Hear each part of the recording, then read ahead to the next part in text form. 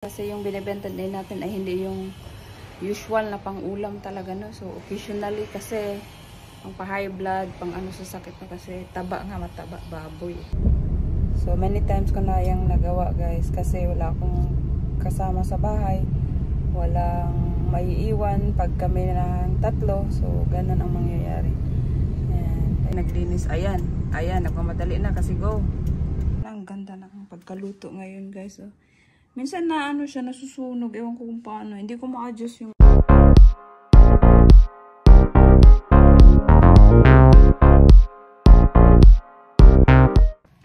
Hello guys! Welcome back sa ating panibagong videos. So, palabas tayo ng bahay, no? Kasi, papakita ko sa inyo may ano tayo. Isang order na lechon belly again. So, magandang hapon po sa lahat. And, ayan, lalo na dito sa Cambodia, may mga Pinoy natin na kababayan. Ayan. So, ayan guys. Meron tayong isang order na lechon belly. So, kahapon to, nag-order si ma'am. So, nag-advance order siya a day before. So, mas maganda pag nag-order ng ganun para hindi ako magmamadali. Ayan. So, ma-prepare ng maayos at sakto sa oras yung delivery. Yan ang ano maganda guys. Then, maya-maya guys, alis tayo. Iwan lang natin to. Kasi susunduin natin yung mga bata sa school. So, ayun guys, share ko lang na ito lang order natin for today. And yesterday also Monday. Isa lang din. And sometimes guys, meron din akong ano, may day, may araw din na walang order na. So, depende kasi yung binibenta din natin ay ano.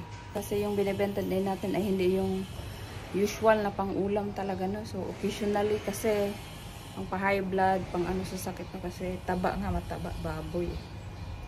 Roasted, mas malakas sa akin ang benta sa roasted pork or lechon belly.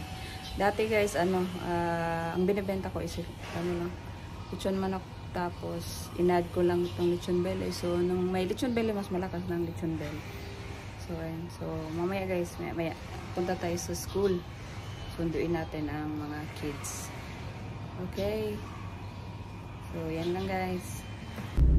So, ayan guys. Nakalabas na tayo ng bahay na. Dito na tayo sa first stoplight na madadaanan natin. So, ayan. Papunta na tayo sa school ng mga bata guys, and time check is 4:28, so 4:30 yung out nila, so sakto lang sa oras, hindi sila mahaba yung oras na pag-aantay sa akin, kasi tinatiming ko talaga guys kung anong oras ang labas nila para hindi na ako maghintay din ng matagal. So ayan, nag-go na guys. So ayan, dito tayo sa second stoplight na naman guys, kaya nakapag-video ako para safe. At ako lang kasi mag-isa din. So, ayun. So, iniiwan lang natin yung luto. Mga ano lang to guys, balikan 20 minutes. So, babalik na rin tayo. Then, yung luto iniiwan. So, many times ko na yung nagawa guys. Kasi wala akong kasama sa bahay. Walang maiiwan pag kami ng tatlo. So, ganun ang mangyayari. And, ayun. So, malapit lang naman ang school ng mga bata. 10 minutes drive going there and 10 minutes pabalik din. So, ayan. Guys, stoplight. Red pa ang ano, light niya. She's stop. So, ayan.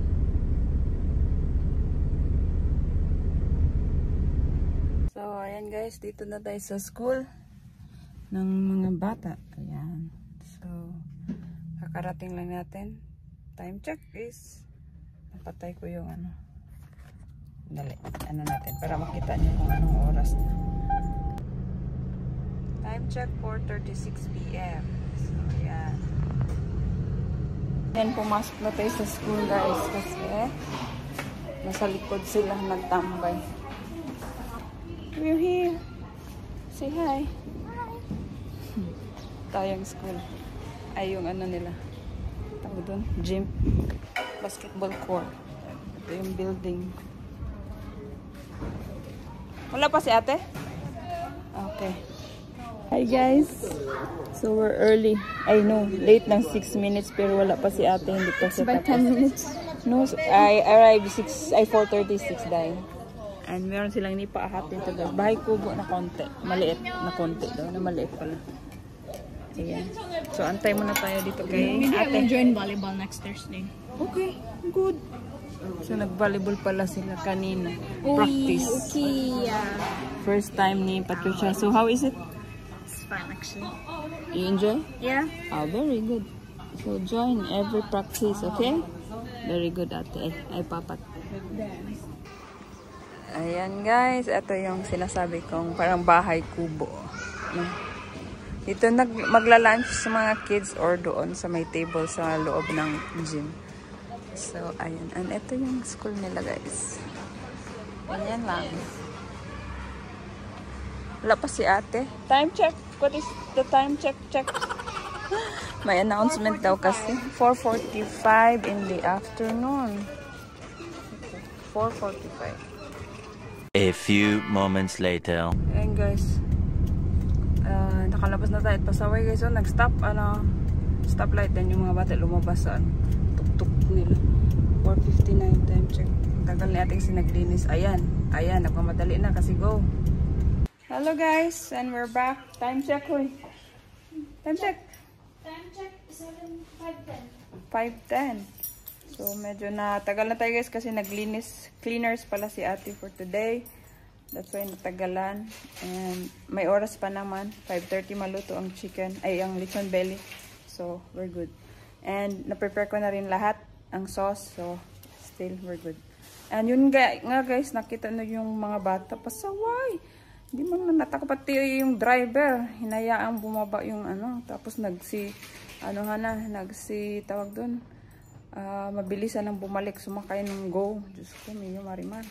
First time kong nakakita nun guys. Ewan ko, hinayaan lang ng driver na yun. So, ayan. And, ayan na nga guys. Luto na ang ating lechon belly. Ito na naman yung ating mga sauce. Gravy, suka, and toyo mansi. Ayan. And ang ganda ng pagkaluto ngayon guys. Oh. Minsan siya nasusunog. Ewan ko kung paano. Hindi ko ma-adjust yung kasi oven.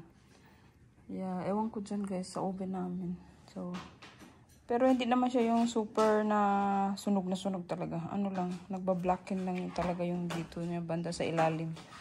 So, ayan lang guys. So, thanks so much again for watching. See you in our next videos. Thank you. Bye-bye.